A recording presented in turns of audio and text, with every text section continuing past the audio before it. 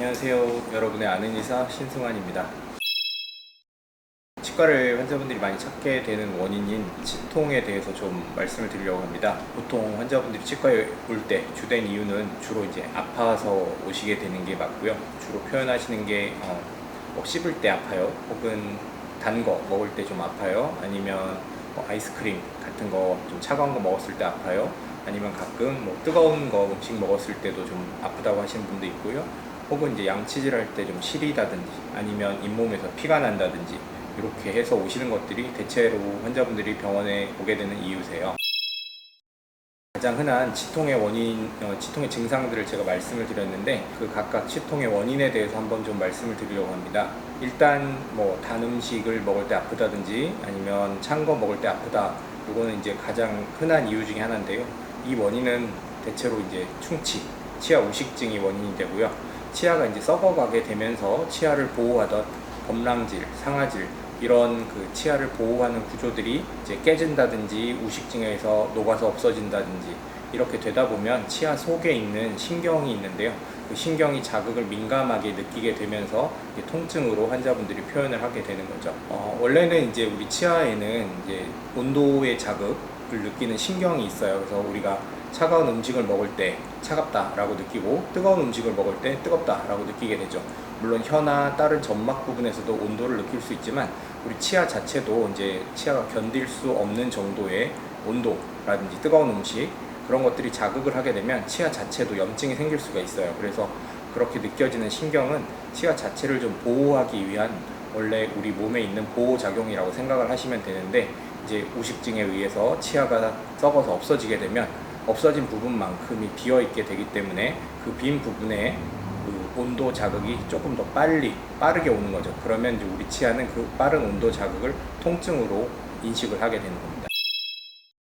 이렇게 통증이 느껴지게 되는 것을 이제 치과에서는 치수염이라고 저희가 불러요. 그러니까 제가 아까 말씀드린 치아의 신경 그것을 이제 한자로 표현하면 치수인데요. 치수염, 즉 신경에 염증이 생기는 단계다라고 생각을 하시면 되고요.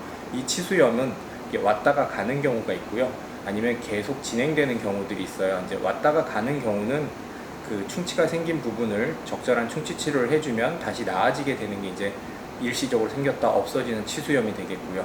차가운 걸 저희가 대봐요. 얼음이나 찬물, 바람을 댔을 때 찡하고 좀 차가운 느낌이 왔다가 수초 내에 1, 2초, 2, 3초 내에 바로 사라지게 되는 것은 좀 일시적인 증상이고요. 그게 아니고 찡한 게 저기 깊은 부분까지 좀 많이 아프게 느껴진다. 이런 경우에는 좀 지속되는 치수염이라고 생각을 하시면 될 것 같아요. 일단 치수염이 생기게 된 경우에는 그 치료를 하게 되는데 치수염의 이제 간단한 정도의 치료는 일단 아무것도 이유가 없는데 그냥 갑자기 좀 불편했다 며칠 이런 경우에는 그냥 두고 보는 경우들도 많이 있어요. 왜냐면 우리가 이제 치아를 과하게 사용했을 때 예를 들어서 이제 단단한 거 모르고 잘못 밥 먹다가 돌을 잘못 콱 씹었다 그러면 이제 치아가 견딜 수 있는 그 역치 이상에 대한 자극이 좀 크게 갔기 때문에 그런 경우에는 우리가 일시적으로 좀 치아가 예민해져요. 그런 경우에는 다른 치료를 하는 게 아니라 며칠 두고 볼 수 있겠죠. 혹은 이제 넘어져서 다쳤어요.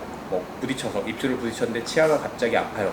그런 경우에는 당장 바로 치료가 필요한 게 아니라 일단은 며칠에서 길게는 한두 달까지도 증상을 지켜볼 수가 있어요. 그 지켜보는 중간에 그 반응의 정도, 통증의 정도가 점점점 심해진다. 그러면 이제 치아에 적절한 치료가 필요하겠죠. 그렇지 않고 그냥 사라지는 경우라면 그냥 두고 볼 수 있겠고요. 하지만 그냥 봤는데 분명 충치가 있어요. 까맣게 썩은 부분이 있다 라면 이제 그런 충치 치료를 해주는 거, 레진 치료 혹은 인레이 치료 이렇게 해서 치아 우식증으로 인해서 없어진 부분을 다시 보충해주는, 메워주는 치료가 이 치아에 대한 치료가 될 거고요. 그게 아니고 치수염이 좀 많이 진행된 경우는 보통 이제 환자분들이 느낄 때 두드리면 아파요 라고도 얘기를 많이 하세요. 혹은 식사할 때 계속 씹을 때마다 좀 아파요. 그러니까 전에 좀 아프다 괜찮아졌었는데 시간이 좀 지나니까 이제 차가운 것뿐만 아니라 뜨거운 것에도 아파요. 이런 경우에는 좀 많이 진행된 치수염이에요. 이런 경우에는 좀 그 신경치료까지 좀 포함을 해서 치료가 조금 더 복잡해지세요. 그래서 요거는 치과에 오셔서 좀 검사를 받고 저희도 이제 두드려도 보고 좀 온도 자극도 좀 테스트를 해보고 이런 검사 과정이 좀 필요하고요. 경우에 따라서는 이제 좀 진행이 많이 된 경우에는 엑스레이를 찍어보면 이제 치수뿐만 아니라 치아 뿌리 바깥쪽으로 염증이 생기는 경우들도 있어요. 그래서 이런 경우들에는 이제 치과에 오셔서 신경치료까지 좀 추가로 치료가 필요하세요.